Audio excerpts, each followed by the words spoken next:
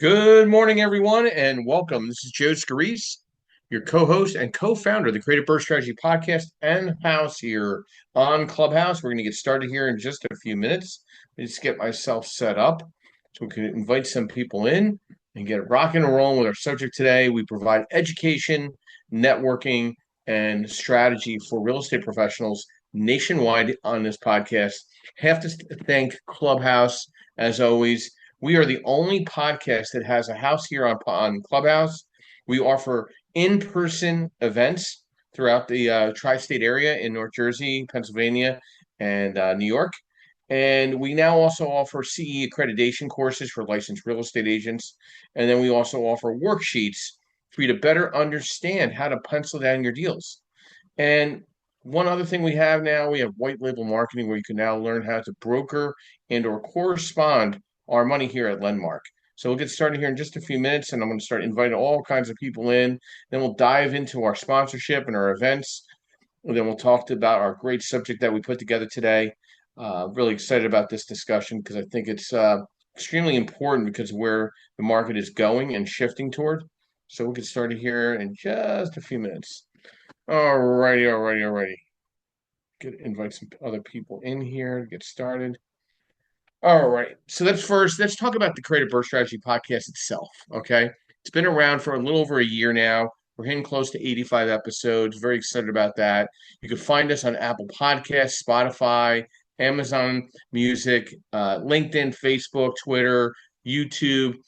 We're also on TikTok now. We've expanded the social media presence quite a bit. We're pushing the agenda out there with our consistency on education. And I want to thank our sponsors, of course, as always.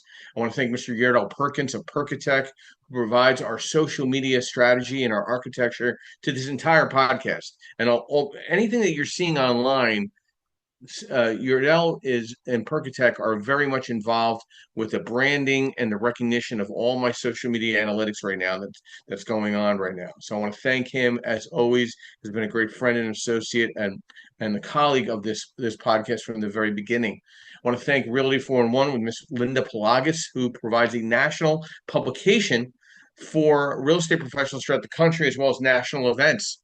I want to thank also MB Capital, where I am a referral partner, where we provide unsecured business lines of credit for real estate professionals throughout the country, leveraging that monies to get into deals, gap funding, gator funding. Big fans of the sub-2 community as well. So I just want to thank them. And then I want to thank Lendmark Capital, where I am a senior loan analyst providing nationwide asset-based lending for clients throughout the country.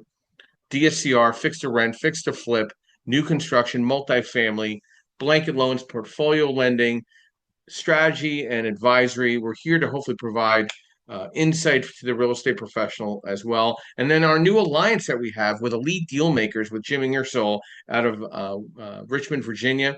We are now hosting events here in Philadelphia, Lehigh Valley, South Jersey, and North Jersey on a monthly basis.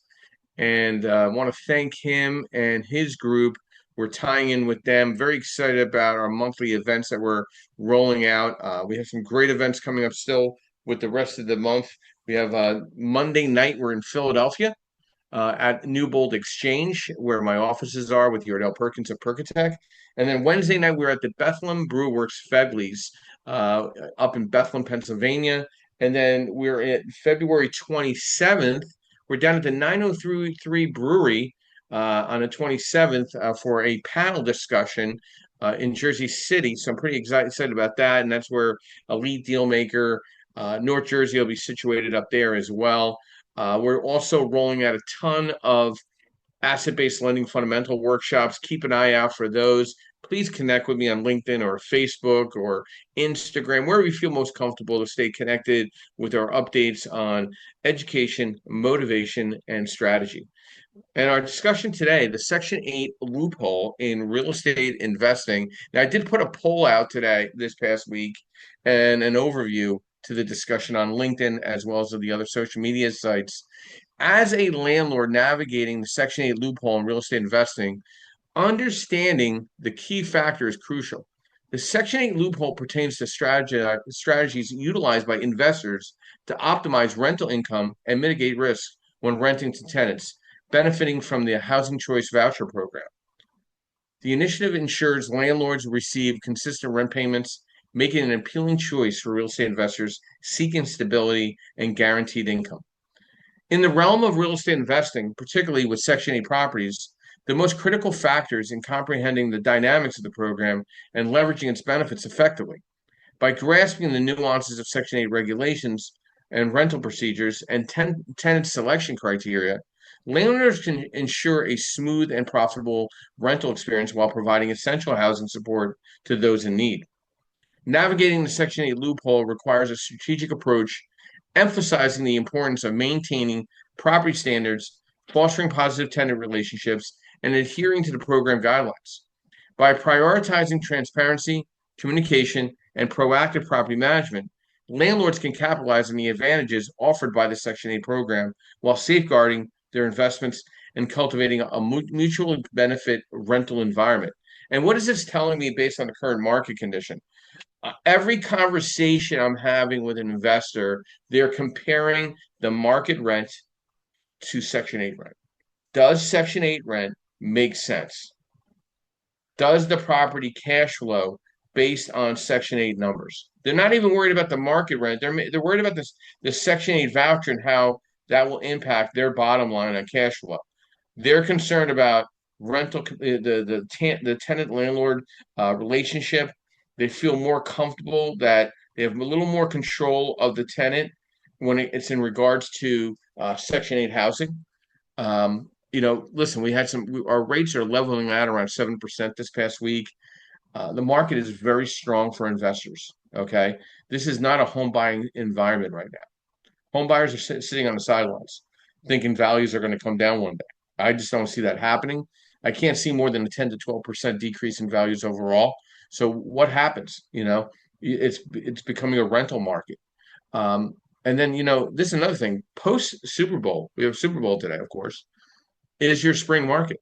What are we going to see in this spring market? What is the move from an investor perspective? Are they going to get even more aggressive with asset-based lending availability and monies into the market? We have job reports that are looking okay this past week. U.S. economy added about 143,000 jobs in January. Unemployment rate fell kind of to about 4%. Your treasury yields are very bullish right now, so we've got to see where that all kind of leads into. Mortgage rates end the week lower despite Friday's modest bounce, so we're still around 7.03. I mean, our rates are in the investment space around 7.8, which is not bad. I mean, properties are cash flowing, so people are coming off the sidelines there. Some top cities you want to watch for rental activity in 2025, and we'll just go through those ones to watch. Number one is Minneapolis, making a recovery there from some craziness in the past 4 or 5 years. Atlanta, Overland Park, Kansas, in Kansas City area. Cleveland, Ohio, which I'm not a big fan of Cleveland right now. I think it needs some work there comparatively to some of the other Ohio cities. Washington, D.C., or the greater D.C. market is becoming very strong in the rental space. Santa Rosa, California. Detroit, the greater Philadelphia market, greater Chicago market, and the greater Cincinnati market are markets to watch on the rental home fronts. So let's get to some of our moderators today. I'm going to start with Mr. Joseph Martello, who's making a special guest appearance because he's a Section 8 king of South Jersey. Joseph, good morning and welcome. Brief overview, who you are, what you do, and thoughts to Section 8 loophole in real estate investing.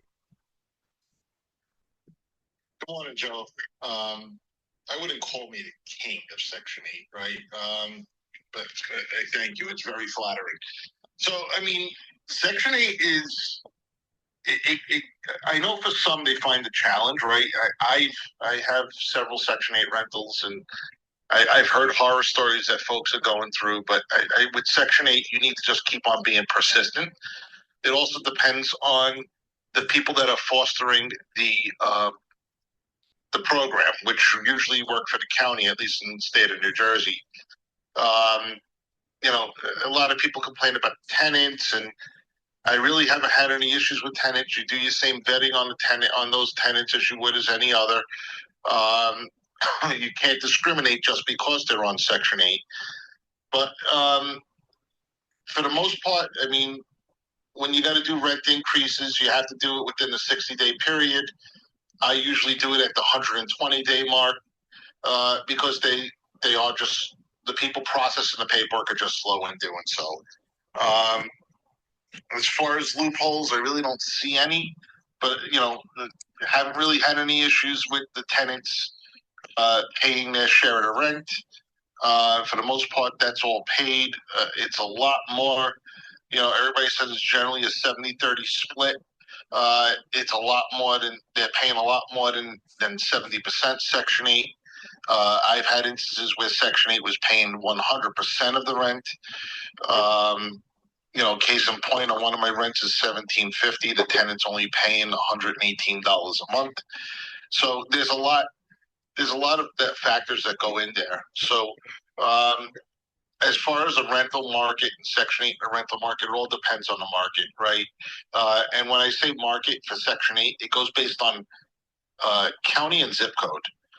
So you look at the county, you look at the zip code, and then the rents are there. And, for instance, you can't just go based on a township, because I can tell you that there's a township in New Jersey that has 3 zip codes, and each zip code has a different rental price for whether it's bedrooms or bathrooms, right? Has a different rental price for each zip code.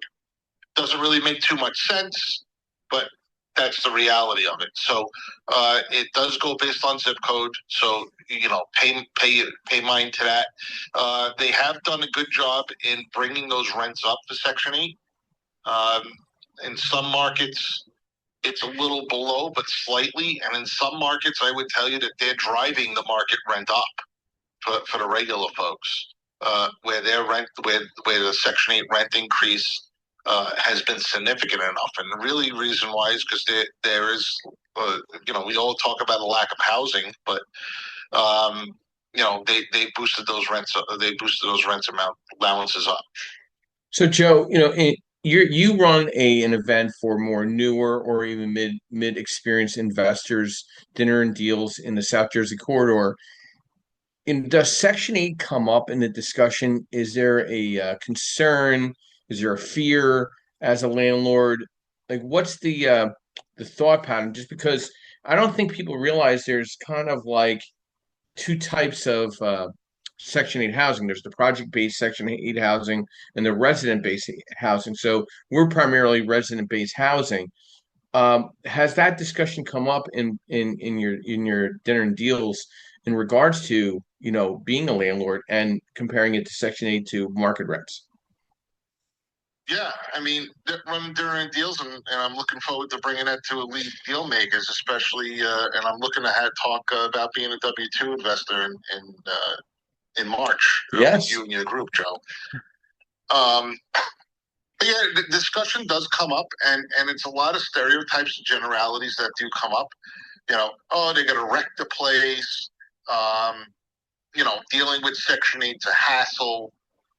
Dealing with the tenants is a hassle. You can never get them out. And I got to tell you, my experience has been completely opposite. I can tell you that the landlords sometimes aren't the greatest. It takes 2 to tango, right? I just bought a place last year. Just got the year anniversary notice from my accounting software, and the lady was there for 15 years. She's Section 8, and the carpet's absolutely a disaster. I mean, now to the landlord's credit, she was only paying $800 a month. At least Section 8 was, but he never raised it to the market rent of $1,350. So whose fault is that? But I mean, like I said, there's some landlords. You have a tenant that's in long term. You treat it well, they're gonna take care of you. These are human beings. They're people. I mean, granted that some people are not the greatest, right? We all know that. There's good and bad in everything. But that's where your vetting comes in. And you have a responsibility to do that vetting. But you have to manage the program. right? It's a program that's paying you. You need to manage it just like you manage a tenant. Interesting information. Thank you. There's certain things that we have to determine a resident's eligibility in Section 8 housing. One is income, one is family size and composition, one is citizenship, one is eviction history. Joe, can you get one final point? What's your thoughts on that four prong approach to identifying the right Section 8 in your world? Identifying the right Section 8, I mean, it goes down to, are you talking about the program or are you talking about the tenants? The tenants itself, screening the tenants for Section 8 too, as well. It's the same thing, right? It's the same screening that they would go through in a regular tenant, right? You're going to look at their criminal history. You're going to look at their credits. You're going to see what outstanding bills they have. You're going to make sure that whatever the housing assistance program split, they can cover that. They're going to come with a voucher. You're going to ask them what your split is, and you're going to look at for the income to make sure that they can afford that split.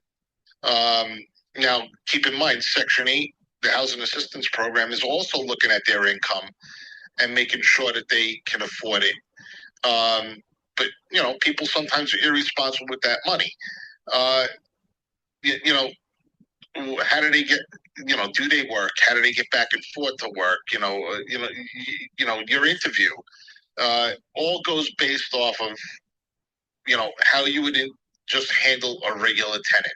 There's a whole lot more paperwork that goes on, inspections that happen, that annually, and the initial move-ins inspection. But once you get them in Section 8, generally they're not leaving.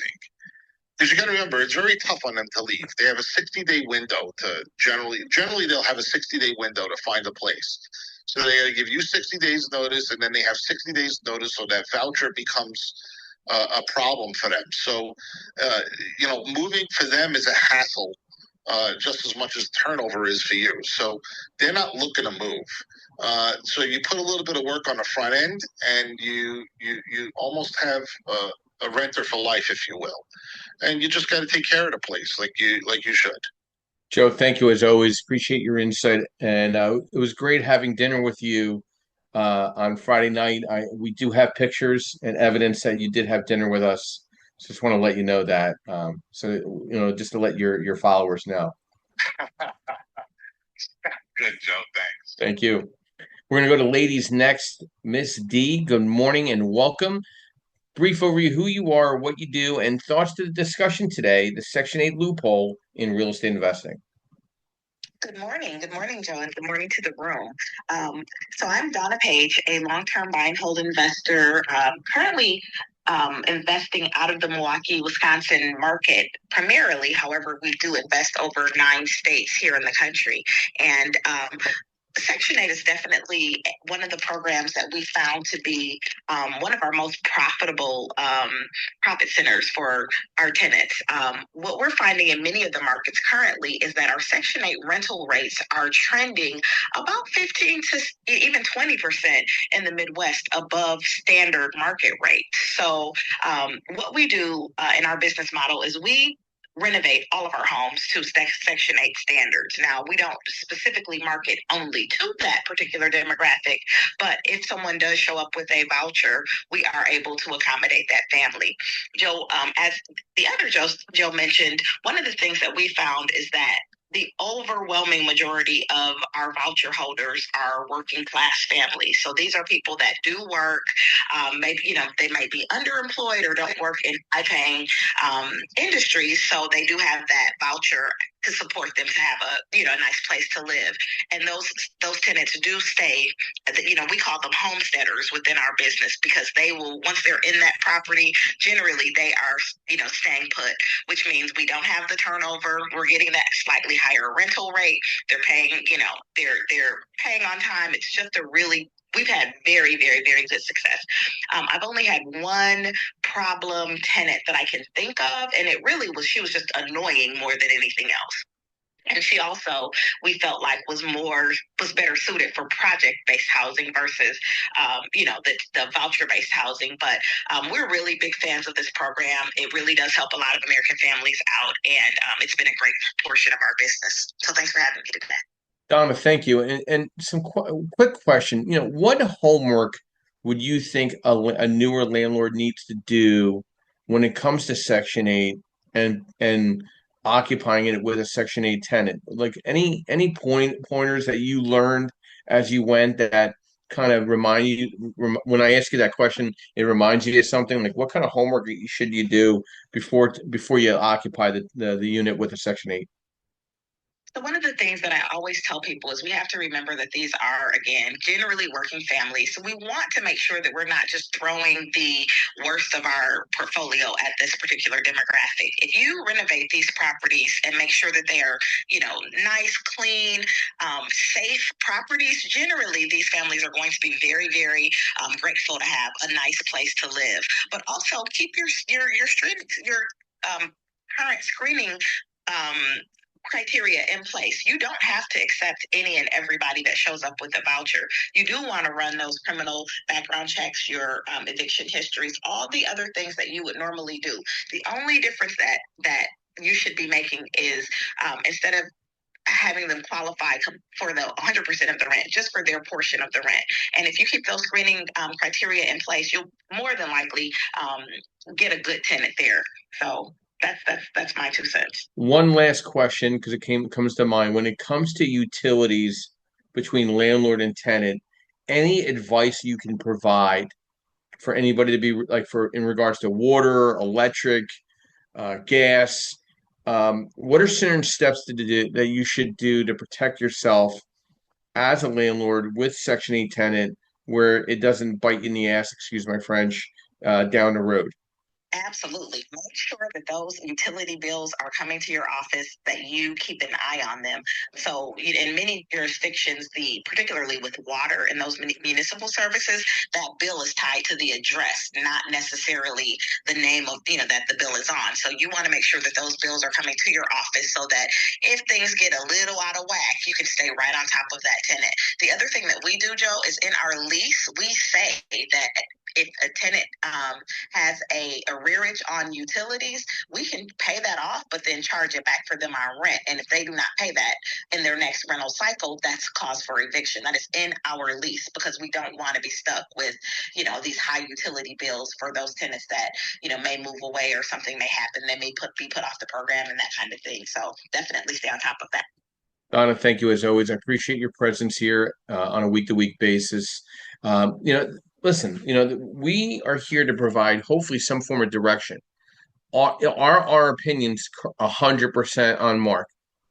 Maybe not, but listen, we're giving a very raw thoughts to what we're thinking when it comes to real estate investing from a lending perspective, from a landlording perspective, from a contracting perspective, from a liability perspective. So you need to these suggestions are really to ensure you to be landlord ready, to be investor ready.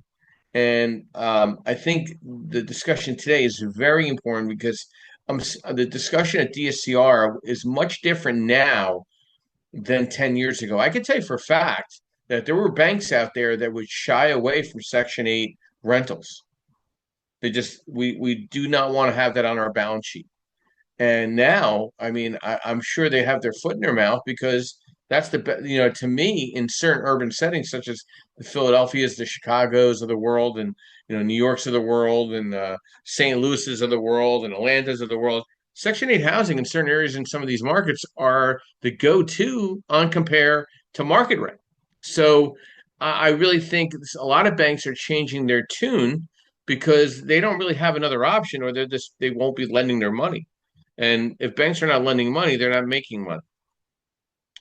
Stephen, good morning and welcome. Thank you for your patience. Brief overview, who you are, what you do, and thoughts to our discussion this morning, the Section 8 loophole in real estate investing. Yeah, thanks, Joe. I'm Steve Franco, RNA homepage, broker, investor, working with a lot of wholesalers who are getting licensed in PA now, and also lining up to possibly build 2 self-storage facilities, so that can become fun. I mean, we've been doing, as many people know, at least in this part of PA, you don't have to take Section 8. You have a complete choice. I think it's throughout the entire state. But we've always had very good luck with people said. You treat your tenants great. You give them the same quality apartment. I do all of my apartments to Section 8 standards, LVP, really nice places where they look around and say, wow, I feel respected. They feel respected. Most of the time, they'll respect you back. You have to also screen them just like anybody else. They have to make 3 times whatever their rent is, backgrounds, whatever. And I read on a forum on Facebook yesterday, does anyone add the Section 8 clauses to their lease? Which I still can't figure out what these clauses are. No, all of the leases should be the same. You sign the Section 8 lease, they sign your lease, yada, yada. And the biggest thing that I love about Section 8 is the annual increases. We've taken over so many management clients who haven't done the annual increases. We go in, we're only limited to $100 increase every turn. So if you're $500 behind, it's going to take a long time to catch you up on where you should be on your rents. And work with your Section 8 inspector. I actually had never thought of what somebody else said is look for the towns that have better Section 8 rents. We pretty much buy properties that fit our portfolio and then go from there. But work with your inspector. Make sure they understand you're a legit landlord. So when you call them with a tenant issue, that's been the best part for us. Is we call the Section 8 caseworker and say, hey, XYZ is doing ABC that's bad. They immediately pick up the phone, call the tenant, and say, listen, straighten out, or we drop you from the program. Straighten out or whatever. Treat Section 8 like your friend. Treat the tenant with respect. And you're absolutely right, Joe, that in many cases, and it's true up here, Section 8 rent's a little bit better than market rent. But we don't do anything to focus on Section 8. I think we put it on the affordable housing website. But it's been a really great experience. It is the only long-term subsidy program that we accept. These other nonprofits in our area, we've gotten burned by most of them. So it really has worked out really well. I don't know if there's any real loophole for us other than just make sure you're treating them with respect and make sure that everyone signs every lease. That would be my last thing, is there is no, Section 8 thinks she's paying me $180, but she's actually paying me $280. No. First of all, it's not valid. Second of all, it could be federal fraud. So, Steve, let me ask you a couple questions since you're so familiar with this from a management and ownership perspective. What are some of the main elements that inspectors check? Is it smoke detectors? Is it the mechanicals? Is the cleanliness and safety of the property? A little of everything, functioning utilities, safe and secure doors, windows, and locks. Walk us through an inspection if you can. Maybe something more recent for you that you've experienced with a Section 8 inspector. Yeah, that's a great question. Wilkes-Barre City, for example, they have some towns. Remember, your town municipal inspection does not get trumped by Section 8. If your town has an inspection, you're doing 2. That's just the way it is. And what we found is the towns are usually more mechanical. Does hot water run? Does cold water run? Are there smoke detectors? Yada, yada. And Section 8 does hit those, and they hit GFIs too. But the towns are usually stopping there. The Section 8s are usually going to peeling paint. They're usually going to, your lattice going up your deck stairs has some broken pieces of lattice. So, okay, you got to re-lattice that. I guess more of a child safety angle. Like we actually had one Section 8. We have the building is asbestos siding up 40 feet, and it had been painted. It was peeling like 30, 40 feet up. They made us get up there and scrape it down and repaint. The theory was paint would fall, yada, yada, whatever. But they were going to a much more extreme comfort level. I do kind of call it like an FHA inspection. A little more of a comfort level thing, but also a little more child safety seems to be the angle.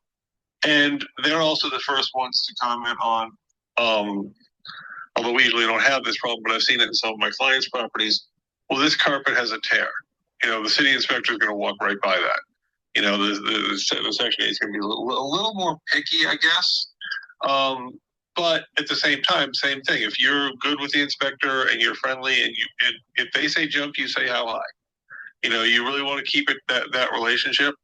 But they're much more the comfort ones. Kind of like the FHA inspection. The FHA appraisal is actually an inspection, and they're looking for little stuff. I find it to be a little more like that in the Section 8 world too, compared to the city guys who are much more, I guess, lackadaisical on the little stuff. Interesting stuff. So I appreciate that. We're going to talk about some common myths of Section 8 that I think people are, I guess, misconstrued by just other people's thoughts. Myth number one, Section 8 tenants are hard to deal with. Difficult tenants exist across all income levels. The trick is screening. Check references, run background checks, and follow your gut. Okay? Myth number two, the government controls everything. Yes, HUD has rules, but you're still the landlord. And you set your lease terms, screening tenants and managing your property. And myth number three, Section 8 rent isn't competitive. In 2025, many housing authorities have increased payment standards to keep up with rising rents. And in some markets, Section 8 even outpaces what you get from market rate tenants. So you got to screen like a pro. You got to plan for inspections. You got to build relationships with housing authorities and be realistic about repairs. You know, what about selling or evicting Section 8 tenants? You know, I know a lot of people that sell properties off with Section 8 in place. And a lot of people, a lot of newer investors like that. They like the turnkey, I don't want to call it turnkey, but more of a key operational property. They know what the income looks like on the bottom line if they're putting 20 or 25% down. So the bottom line is, Section 8 is a tool. It's not a magic wand. If you're looking for consistent income and longer term tenants, it's a great option. But it does require planning, organization, and willingness to adapt. Felix, good morning and welcome. Brief overview who you are, what you do, and thoughts to our discussion this morning, the Section 8 loophole in real estate investing. Good morning, Joe. Thank you for having me. Thank you, everybody. Felix Buchanan Sr. I am a wholesaler, investor. I help investors with rehabbing their projects and getting the return on investment that they're looking for. I've been working with Section 8 since about 2006. And I find it to be very fruitful. I agree with pretty much everything that everyone has said thus far. I'm very good at screening the tenants, just making sure that they are going to pay their rents on time, that they do qualify. I'm very good at doing the walkthrough of the property for the inspection, checking everything from the toilets, the tubs, the cabinets, flooring, just making sure that everything meets their standard so that when the inspector comes in, I don't have to have them come back out. I do build relationships with every inspector so that there's never an issue with me, as well as I've built relationships with some of the people on the inside, the caseworkers, so that they understand that when they're working with me, here's, I like to make the process as streamlined as possible because I do understand the program. I predominantly have done it in Maryland, Baltimore, Maryland, Baltimore County, and Arundel County. So very seasoned as far as that goes.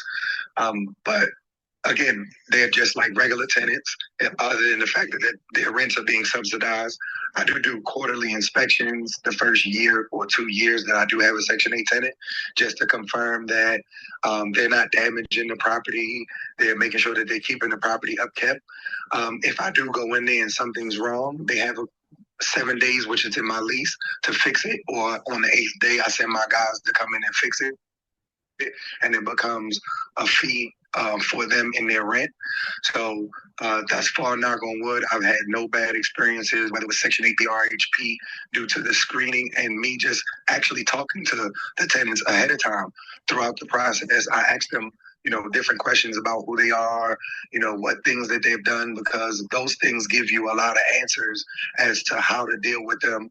And that information helps you prepare to whether or not you would choose them or not choose them. I've denied some just because of, some of that information that I've gotten, but I've had a great experience since 2006 with dealing with any Section 8 tenants. So, Felix, I think Baltimore is consistently getting a bad rap. Okay. So from a Section 8 perspective, if I was a new investor, you know, what are some things that you would want to bullet point to somebody that's never bought a property before? I'm going to buy my first investment property, but I want to go Section 8 because I feel like my check's going to come in every month. What's your thoughts on either doing a light rehab or taking on a property that would be considered turnkey? And what suggestions you would have in the Baltimore market? Because I think people really have a bad image of Baltimore than more than the greater Baltimore area. You know what I mean? Yes. Um, Key components, just make sure that you're very thorough with your paperwork as far as your leases. Make sure that you explain everything to a team, to the tenant. Make sure that any and everything that you feel as though that would be any type of issue to you as a landlord, that you put that in your lease and you have them initial it so that there's no question as them saying, oh, well, you didn't explain this to me or you didn't say this to me. I explained it to you and you initialed it. I think that Baltimore just gets a bad rap overall because it's Baltimore, and what people kind of look at it in that scope.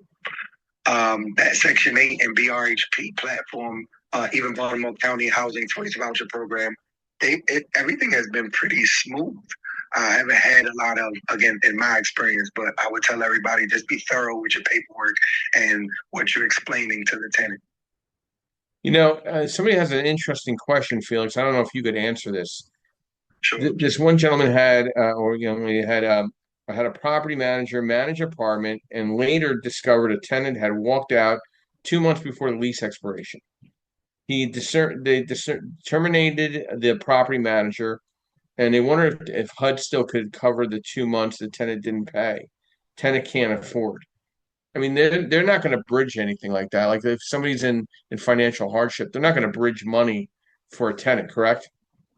That is correct. But the thing about it is, was it just what the tenant owed, or did Section 8 did not pay for those 2 months? Would be The question. Yeah, they're not going to pick up the difference. Yeah, they're not going to pick up the difference. Different. No, Yeah. You got to take them to court for that. You got to file failure to pay, and Section 8 rent court is different from regular rent court. Yeah. Always keep that in mind. Yeah, it says the individual said the entire rent and Section 8. So Okay, Section 8 needs to pay that because you signed a HAP contract that made them responsible until the end of the lease term. yeah, I would think so because they can't pay the difference that's responsible to the individual. But I mean that would make no sense to me in my mind. Right. But I still think there's some great opportunities to think about when it comes to the pros and cons of Section 8 housing. Like what Felix said, and I don't want to ruin Felix's voice. Felix, it sounds like your voice is getting beat up a little bit with the weather. Yeah, so I thank you for coming in there. Yeah, no problem. I've known Felix, my gosh, it's over, yeah, 20, close to 20 years now. Yeah, exactly. By the way, I'm going to be in Baltimore at the Baltimore RIA on Tuesday night. Just want to let you know. So if you're in Houston right now, living the dream. All right. So some pros and cons of Section 8 housing: consistent rent payments, pre-screened tenants, and then tax credits. There's some tax credits out there that you got to talk to your accountant about. Some of the cons: dealing with the government. You are dealing with government. There's stricter inspections, of course, and tenants not financially qualified. I mean, if they didn't get Section 8, they wouldn't be able to pay what they're paying you. Let's be honest. There are some pros and cons here. So I don't want to paint a really rosy picture, but I also want to paint a picture where, right now, market rent is questionability. I mean, I would be focusing on markets for cash flow, not as much on appreciation, but on the cash flow and building out my cash flow reserves. And I think Section 8 you have a better option there in a consistency of cash flow if you buy the right way and do the right harder rehabs to the property. Doing the hard laminate flooring, doing a good backsplash to everything, making sure that there's not a lot of damage to the walls and kitchens and bathrooms, really solidifying some of the renovations that need to be done as a landlord up front. So you have a smoother transition as you, one, maintain a tenant, But two, when the turnover comes, would be the concern I have. We're going to our next moderator who's new, who's a colleague of ours, Mr. David Ingamy. David, brief overview who you are, what you do, and thoughts to our discussion this morning, Section 8 loophole in real estate investing. Dave, can you unmic? Yes. Good morning, everybody. Can you hear me? Yep, go right ahead. Okay, great. Yeah, hi everybody. My name is Dave Ingamy. As Joe mentioned, I'm actually new to the app here, but I have handled lending, title insurance, and most recently property and casualty insurance in the real estate space.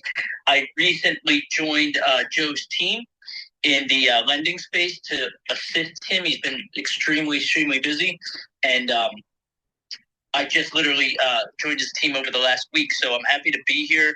I will be a voice for some of you out there who will be dealing with Joe on some of the lending for these properties. And my experience in investment properties, I've never owned Section 8 myself, but I have had up to 7 investment properties myself in the past, and I deal with a lot of them in the title space particularly. I have some investors that continue to use me, and we're very versed on getting those to the table. So Dave, real quick question before your tea pops. I could hear in the background. So is there any difference in the property and casualty insurance that you see or that is recognized because it's Section 8 housing comparatively to standard housing? Market rate. Actually, great question. And no, the search work is the same. There's a little more paperwork that our processing team has to do on the back end, but the person who is ordering the search would not see that. So to the end user, there is no difference. Okay. And I appreciate your time there, Dave. Dave, feel better? And it sounds like Dave caught himself a cold. Yeah, Joe, you were sick. I think you gave it to me. I'm doing much better after a week of rehabilitation. So yes, thank you, everybody. But I really think the power of Section 8 is a stable investment in a changing market, and this market is changing. Okay, I'm seeing a unique opportunity for investors to get in a way that an investor couldn't get in 10, 15 years ago. Now, there was a question that posed by Paris, and I'll go to Donna on this. Donna, when it comes to utilities, especially water, Section 8 pays more if the landlord pays the tenant water bill. How do you mitigate the risk of the tenant runs up the water bill? So again, one of the things that we do is we make sure that those duplicate copies come into our office every month, and we check that against their ledger just to make sure. Again, life happens. Sometimes people may be off by a month or so, but we never let it go too far before we will actually pay that bill and then bill it back to the tenant if necessary, because those water bills do follow the property. For our single family homes, that's always tenant responsibility. For the multifamily properties that we have, we will just bill that back as it's written in the lease. We bill it back, and it's just paid regularly, just as a part of their standard monthly payment. The price just varies depending upon their usage, but we never let it get any farther than. Sometimes they'll go again. They may miss a month and then catch up the following month, but we never let it get out any more than about 60 days because certainly earlier in our business we were definitely burned a time or two by people, having a really big bill that they built up and they just couldn't get from under it. And, ultimately, in most jurisdictions, if that bill is not caught up by a certain point, the municipality will either add it to the taxes or just bill that owner back separately. So we just stay on top of it. Donna, it's really ironic because I work with a couple landlords, as you know, that have multiple portfolios of Section 8. And the biggest thing they get pissed off about is they get stuck with a collection bill they didn't know about on some type of a utility that transferred back to them, and they were never notified, ever. The mail never got to them to tell them that they owed the money, and then it became a collection, and that was the only way that they found out about it and had to resolve it, and it impacted their personal credit. Have you ever had a situation like that? No. Thank God. No, I've never had that happen. But again, but we have been stuck with a bill or two. And after that, we just call the municipalities and we'll say, you know, this bill is billed to that home, but we are the owners. Can you just send a duplicate copy? I've never had a municipality deny us that request, not ever. Good to hear that. Listen, I like reliability of income in uncertain times such as now, and I think Section 8 is definitely one to recognize. Finding the right location is key. You got to financially plan the long-term success of the Section 8 investment property. There's definitely some really good cities out there poised for growth, especially in the Section 8 environment. Got to do your homework. You got to be on the ground, boots on the ground, and attend and be part of that market before you just jump in off site or out of state. Building a strong foundation is so important when it comes to Section 8 housing and investing for a brighter future for communities. So I really think there's some really great pros here that you have to look at, but you have to be careful because not every tenant's going to think the same way that you're thinking. Bob, good morning and welcome. Brief overview who you are, what you do, and thoughts to our discussion, the Section 8 loophole in real estate investing. Good morning, Joe. So my name is Bob Chesick, President of Chespin Corporation, doing LLC setups. I'm not here to give legal advice. So Section 8 has always kind of been something outside my wheelhouse. So it's been fascinating listening to this because I've had clients who've gotten into Section 8 housing with extremely mixed, mostly bad to disastrous results. Excuse me. My very first client ever that we took for Chespin was to set up a holding company for a real estate investor who took his childhood home in Chester County, Pennsylvania, and turned it into a Section 8 housing project because of where it was located. Sadly, he didn't do the due diligence. He kind of jumped into it, and the house ultimately became a teardown because the tenants absolutely destroyed it. So listening to the due diligence part of this, making sure that you do your proper vetting and everything, absolutely a necessity. Now, I always grew up whenever I heard about Section 8 housing, and maybe this is growing up in Scranton where the mentality is a little different. And maybe Steve, I don't know if Stephen can even speak to this, but Section 8 was always just associated as, for lack of a better phrase, a dirty word. And it was not only, you don't want to be involved with Section 8, you don't want to be involved with the people who live in Section 8. Now, small towns, that's kind of what happens. But to hear how it's evolved, and not only evolved, but the most surprising thing I heard, and I'm sorry I don't remember who said it, is that you can actually make more money in some cases, depending on the market, by accepting Section 8. So I learned a lot today just listening to this, and I thank everyone for that.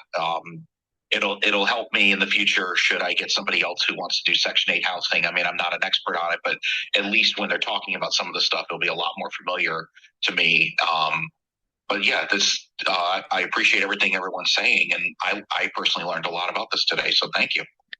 I think, Bob, what's happened in the last, I would say, really quick in the last 5 years, more so than the last 10 to 15 years, is property management and property managers are so more involved in the day-to-day operations of a Section 8 rental, where more landlords 10, 15 years ago were self-managing and all the liability fell on themselves. And a lot of them weren't really good landlords. They just weren't good communicators. And it gave the whole stigma of the industry of Section 8 rentals a bad taste in people's mouth. I think there's more management companies that are very proficient in the Section 8 space and discussing the varied pros and cons to structure a good Section 8 environment for a tenant and a landlord now than ever before because of software, AI, companies that all they focus is on property management. That's all they focus on, 110%. So like there's property management companies that won't even do market rents anymore. They'll just focus on Section 8 rentals. And I think that's the difference, why Section 8 has become so more appealing to an investor because they feel like they have a group of experts at day one going into that rental. Does that make sense? And Joe, would you like to give some insight, Joe? Yeah. I just wanted to add on to that, right? I mean, because you hear these horror stories about Section 8, and then we run to blame the tenant for it. But just like when a kid is doing something bad, you say, "Where are the parents?" I'm going to ask, where was the landlord? Where was the property owner? Where was the property manager to allow the property to get into that much disrepair? I mean, if you're running the house like a slum, you're going to have those horror stories because then you're not doing repairs and you're not treating your tenants with respect. Um, and I think that was a key mantra here throughout all conversations with those who have Section 8 rentals, right? You treat your tenants with respect, they're going to respect the property, right? I mean, if you're not hearing from your tenants in years, I mean, shame on you. You should be checking in on them. Hey, everything okay? Doing a drive-by. I mean, I have town inspections and Section 8 inspections. So hearing a tenant ransacked it without anything going on, or at least I haven't been in properties for a couple of years, but whenever I send a handyman for a repair, I call them and say, "Hey, what did your property look like? What did it smell like?" Right? I'll ask them that. Right? Does it smell dirty? I mean, they smoking in the house. Are they destroying the property? Right? I get feedback on my properties, so I still have eyes and ears, even if I'm not there physically. Hey, Joe, we have a question from the audience. As a newbie, this young lady, do I need to have my house approved for Section 8 before I even consider having a tenant that has Section 8? Or can the tenant just come in, tell me they are Section 8, and then get approved for it? Now, this could be different from area to area, but what's your thoughts on that? Yeah, I could talk to you about my market in New Jersey.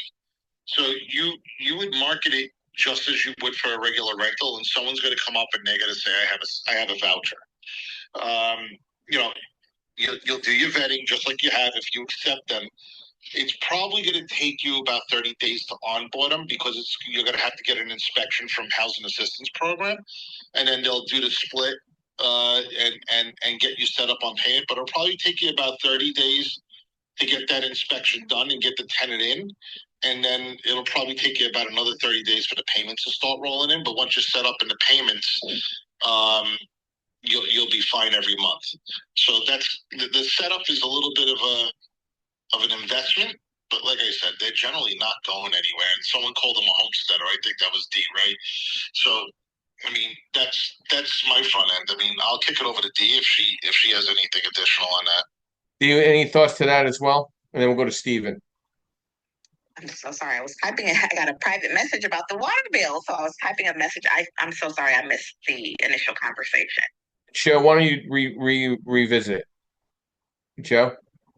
Yeah. So the question was, it's actually in a chat. Like, how do you select someone who is Section 8? Do you have to get it approved initially, or do you just market it as regular?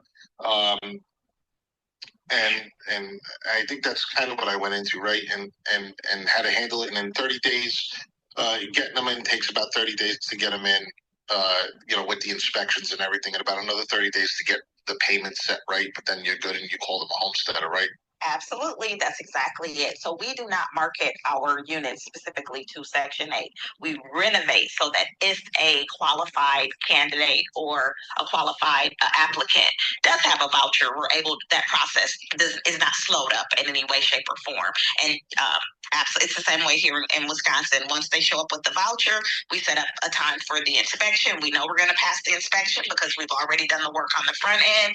And actually, most markets, except for Houston is a market that does take a little bit longer, but we're finding that most of the markets have started to sort of, catch back up with themselves, so to speak. During COVID, there were really a lot of lags as far as payments and getting those inspections scheduled. But right now, we're about 30 days out or so. And, again, with those higher rental rates, it's definitely worth the wait. Thank you, Dee, and thank you, Joe. Hey, Steve, quick question on the back end here. Where do you see advantages and downsides to Section 8 property management right now? So we manage both in our company, and like everyone else said, there is need to be pre-qualified before you get on the Section 8. Well, there is no Section 8 advertising list up here. But the advantages to Section 8 as far as property management, I mean, if you screen them the same and you treat them the same, in theory, you have the same quality tenant. They just have a different paying system. But the biggest advantage that we've found is having that Section 8 caseworker, I guess it's called, that if there is a tenant issue, if there is a late pay, if there is a bad activity, you've got someone to call who will put a little more leverage on the tenant without having to go to the magistrate. We've gone to magistrate less for Section 8 tenants than we have with regular tenants, because you call the caseworker and say, and they'll call the tenant and say, listen, straighten up, fly right, or lose Section 8 for, I forget if it's 5 years or forever or whatever. The point is you have that extra pressure. And also, I mean, bluntly, these people are getting a very cheap or free home. And so as long as you're giving something of value, they realize the value of it. They realize, hey, I don't want to lose this. I don't want to lose this nice house. My kids are settled. I don't want to lose this, really great opportunity that I can get by in a way that I couldn't another way. And we do find most of our Section 8 tenants are working. The whole, they're scum, this, that, the other thing isn't actually true in our experience. I'm not sure where the stereotype comes from. Maybe it's really old, but in our experience, they're either working or there's a legitimate reason. Hey, there's better visibility, whatever. So we haven't found these Section 8 people are bad mantra to be at all true. Yeah, I think, Section 8, management and maintenance can offer many benefits to landlords. I really would be leaning more, as a lender, I'd be more confident knowing somebody that's newer in the business is leveraging a property management company that's proficient and efficient in their market with Section 8. Okay. I didn't have that option when I got into the single family through four family space up in Lehigh Valley 20 years ago. There was no property management presence. You had to self manage, you had to be very involved, and it got very personal. And I think hiring qualified and experienced property management, I think, can share a little more compliance with the program's rules, reduce vacancy rates and turnover costs, and hopefully provide a stable source of rental income.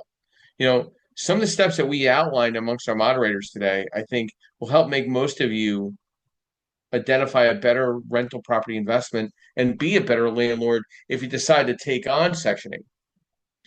And I want to go to Mr. Joseph Martell to get his final thoughts on this discussion and thoughts to Section 8 loophole in real estate investing. Joe, good conversation as always. Yeah, listen, it's not always a tenant that's wrong, right? And just like I mentioned, where was the landlord? You have a responsibility to your tenants, your residents, the program as a whole, just as much as they have a responsibility to you. It's more about than just getting that rent, right? A lot of questions about water bills and all those other intricacies that you have the same problems with regular tenants as you do with Section 8. And the stereotype is out there. I think that's because there's good and bad in everything, both in the tenant and landlord world. So the responsibility and blame isn't just one-sided. So just keep that in mind. So don't let that get you scared, overly cautious, right? Go and learn about the program and learn who the folks are that manage it in the counties. I know it's challenging dealing with government employees, but then and then move along. That's all I have for you, Joe. Thanks, Joe. My last thoughts to this is understand your market, choose the right location, set clear investment goals, conduct thorough due diligence, secure financing wisely, and building a strong network. I think building a strong network kind of encompasses the first five thoughts. Bob, do we have an event room after this for you in regards to some updates? Yes, there are major news on the Corporate Transparency Act. It's roaring back to life in a big way. I'm going to open up a room about 60 seconds after you close this one right here in the Creative Burst Strategies house. This is a major impact for all real estate investors. You need to hear it. So please join us. Will Elon be on the call? Unfortunately, Elon had something to do today, so he will not be there. Bob, I've known Bob a long time. So I like to bust his chops where I could get in there. So I want to thank our sponsors today. I want to thank MB Capital, where I'm a referral partner providing unsecured business lines of credit for real estate investors and professionals throughout the country. I want to thank Mr. Gerald Perkins of Perkatech, the co-founder and co-host of this podcast and of my social media platform and social media architecture and administration. I want to thank Realty 4-in-1, Miss Linda Pelagas, as always. She's been a great sponsor and great add to my team throughout the country with national events and national publication. I want to thank Lenmar Capital, where I'm a senior loan analyst providing nationwide asset-based lending for real estate investors throughout the country. And I want to finally thank our new alliance with Elite Dealmakers, where we're now hosting events in Philadelphia, Lehigh Valley, South Jersey, and North Jersey every month. We're providing events on education and networking and strategy. We have 2 events this week, one in Philadelphia Monday night. Wednesday night, we're in Lehigh Valley. I'd love to see all of you there. And my quote this morning, do things for people, not because of who they are or what they can do in return, but because of who you are. Everybody have a great Sunday. Be well. Enjoy the Super Bowl. We'll see you next Sunday, 9 a.m. Eastern Standard Time, and I'll be ending the room in the next 30 seconds. Thank you.